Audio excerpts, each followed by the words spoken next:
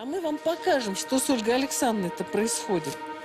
Итак, если заглянуть в глотку к Ольге Александровне, то мы увидим, что у нее атрофичные провисающие мышцы.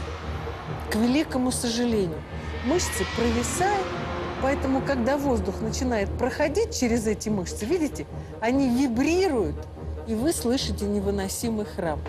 Вот, вы знаете, я хочу попросить, вставайте, Ольга Александровна, чтобы нам вынесли сюда кусочек колбасы. Мы вам покажем на остатках с новогоднего стола, что происходит у Ольги Александровны. Выносите нам, пожалуйста.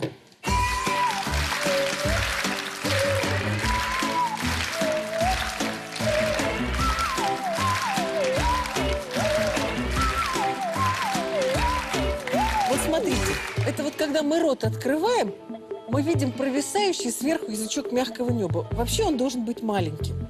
Но это мышца, а мышцы с годами слабеют, особенно при ожирении.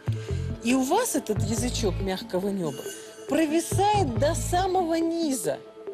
Даже уже не язычок провисает, а само мягкое небо, небная занавеска так называемая, она практически перекрывает вот эти дыхательные пути. И вот когда воздух идет, она вибрирует и раздается этот нечеловеческий храп. Такой храп и правда, Роман Вячеславович, бывает и на боку, и на спине. И как ни толкай своего любимого родственника, куда его не вращай, лучше уйти в другую комнату. А еще лучше сходить к врачу. Что в такой ситуации делать? Ну, у нашей конкретной пациентки, конечно, первая задача – это снизить массу тела.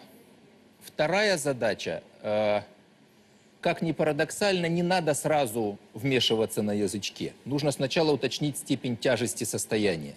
Если мы имеем неосложненный храп, то есть открытые дыхательные пути, и небный язычок бьется, вот тогда мы можем его подрезать, он перестанет биться, и ситуацию мы устраним.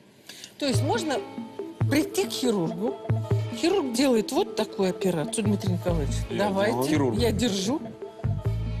Отрезает язычок мягкого неба, укорачивает его, и храп проходит. Да, но одна маленькая тонкость, если остальной просвет у нас достаточный. А если мы даже отрежем мягкое небо, но сами дыхательные пути вот так будут спадаться, то есть тут язычок, нет тут язычка, к сожалению, ситуация не изменится. И в данной конкретной случае очень важно обследовать человека, уточнить и степень тяжести, и тогда определиться, нужно или не нужно удалить этот небный язычок.